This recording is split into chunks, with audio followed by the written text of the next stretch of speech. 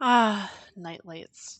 One of the most hated on dragon types in the How to Train Your Dragon franchise. Some argue that they're cute, which the Hidden World ones definitely are, but many complain that their coloring doesn't make sense and they're just adorable fan service. Which is also true. At first glance, their coloring doesn't make sense, and adding in the nightlights shown in the Nine Realms just creates further confusion. Oh, are we ranting about the Nine Realms today? Sort of.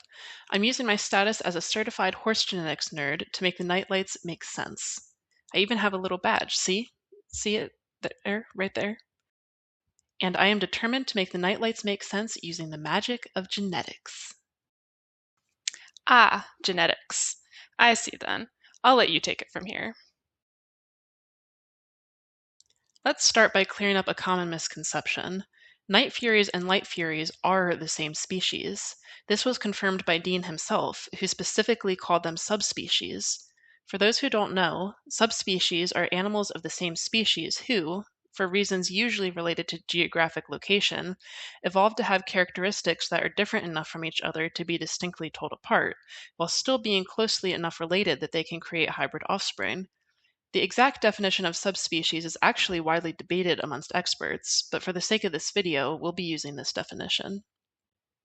Another thing we need to talk about is sexual dimorphism.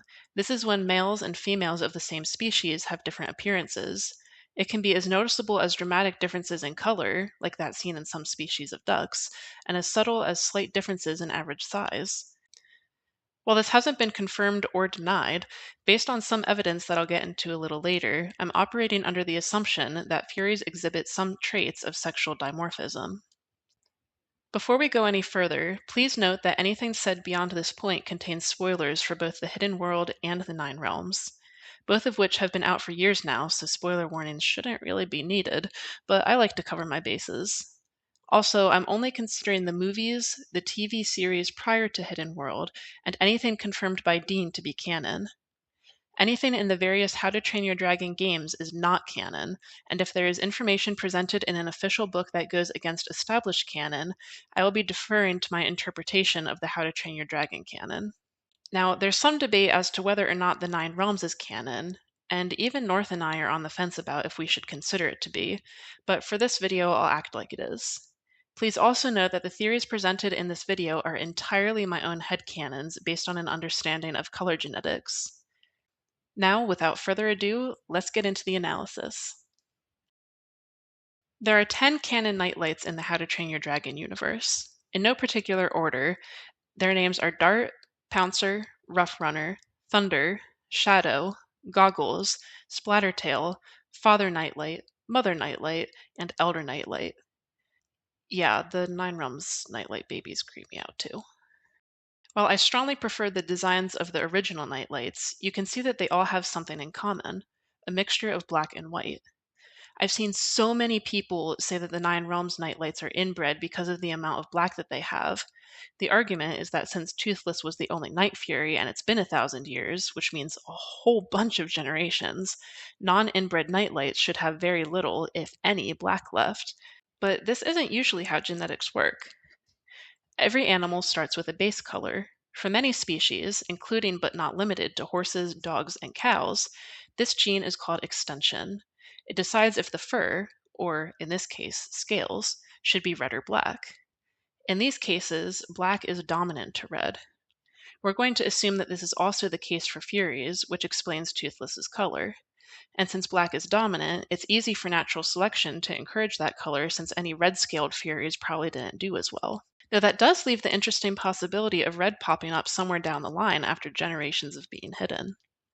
Okay, I know what you're thinking, but if the base is red or black, where does white come from? Going back to horses, all of these examples have white on them. Each of them is caused by a different mutation, but we're going to look at the splash white specifically. The gene that causes this particular pattern is what's called an incomplete dominant. This means that while only one dominant copy creates a difference, in this case, the horse having white on the legs rather than them being solid, having two dominant copies makes an even bigger difference. If we were to make this pattern even more extreme, we could reasonably end up with a dragon who is homozygous dominant that's fully white, and a dragon who is heterozygous that's a mixture of black and white. Now it's starting to sound a little more like the nightlights, isn't it? I'm going to call this proposed gene Bright in honor of Hiccup's proposed name for the light fury subspecies. The alleles will be referred to as B. Toothless is homozygous recessive for Bright, which is shown in his genotype as two lowercase b's. The light fury is homozygous dominant for Bright, which is shown in her genotype as two uppercase b's. Like with the red versus black conversation earlier, if being fully white was an evolutionary advantage for the light fury subspecies, homozygous black and heterozygous black and white dragons would have died out, leaving us with only the pure white light furies we see in the hidden world. Since furies don't seem to have any specific predators in the hidden world, there wouldn't really be any reason for black and white dragons to die out through natural selection, which explains how there are still black and white furies 1,000 years in the future. Now, we could stop there and call it a day, but that's not how white patterns work. If I'm going to follow the white pattern theory, I'm going to do it properly. Looking back at the white patterns displayed by our horse friends, every pattern has a point, or points, of origin. Tobiano originates from the top line down and the hooves up. Splash white originates from the hooves and works its way up. And frame overo tends to place its pattern on the sides of the horse. The expression of Tobiano and frame overo in particular has a wide range of possibilities, with some horses being loudly patterned and others being very minimal. The exact cause of this is currently unknown, but some suspect that there are separate genes that we can't currently test for influencing how loud the pattern is.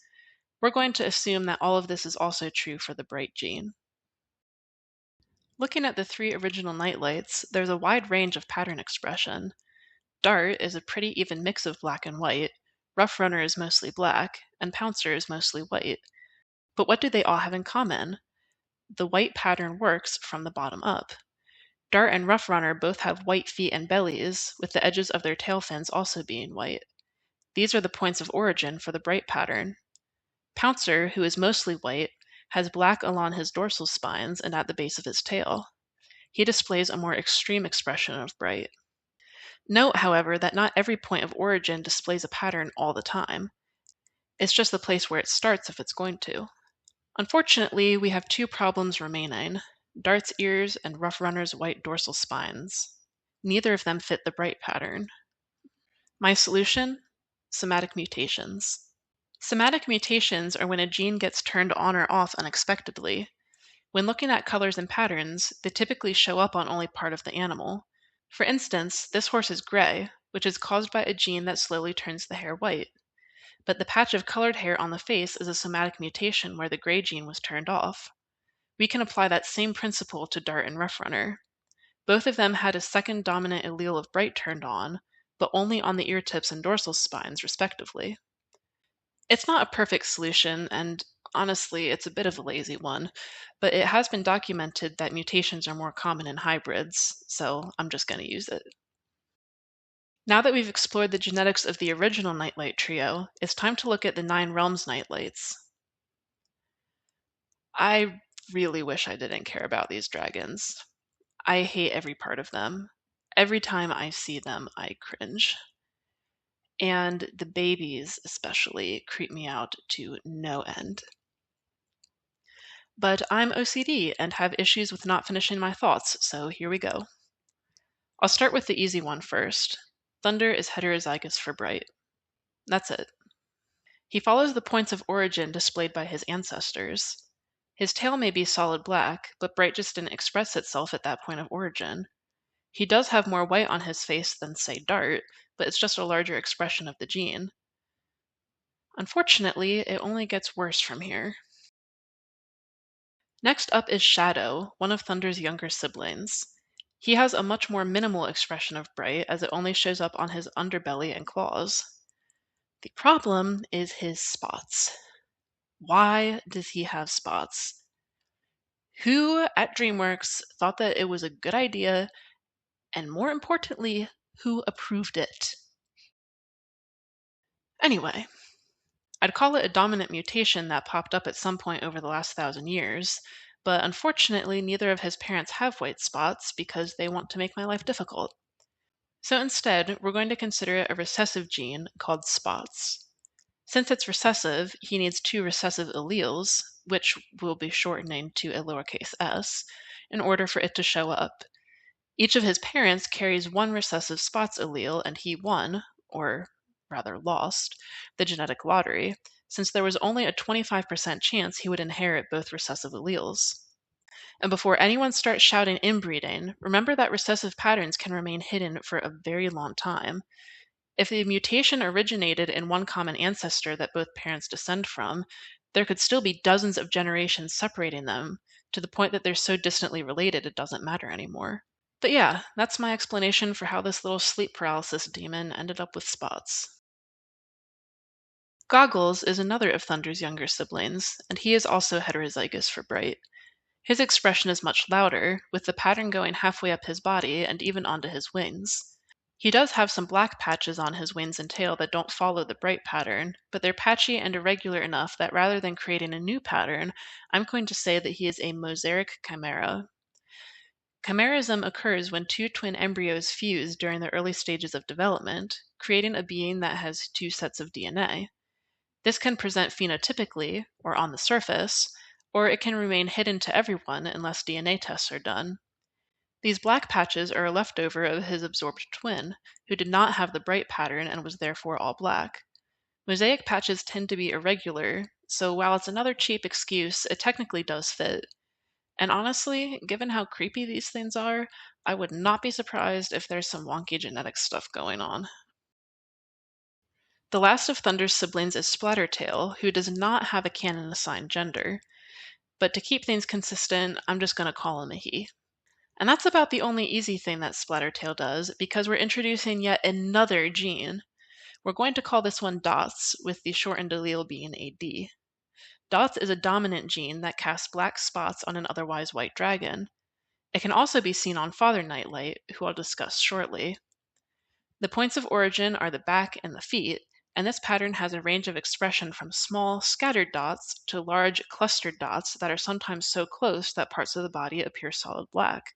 Splattertail's dots pattern travels about halfway down from his spine and does not appear on his feet. Since Father Nightlight shares this new gene, we'll discuss him next. His dots pattern only shows up on his feet, where it's suppressing what would otherwise be a more minimal expression of Bright. Unfortunately for me, and his aesthetic appeal, Father Nightlight also has yet another new gene that I'm calling reverse. This recessive pattern originates along the spine and spreads white scales downwards on an otherwise black base. It could be a more recent mutation, or it could date all the way back to before Toothless and the Light Fury even met. The combination of it being recessive and the fact that even if it did show up, you wouldn't see it on scales that are already white means that it could have remained hidden among Light Furies for thousands of years. Because Father Nightlight is homozygous recessive, each of his children, including Thunder, unfortunately carry this unsightly pattern.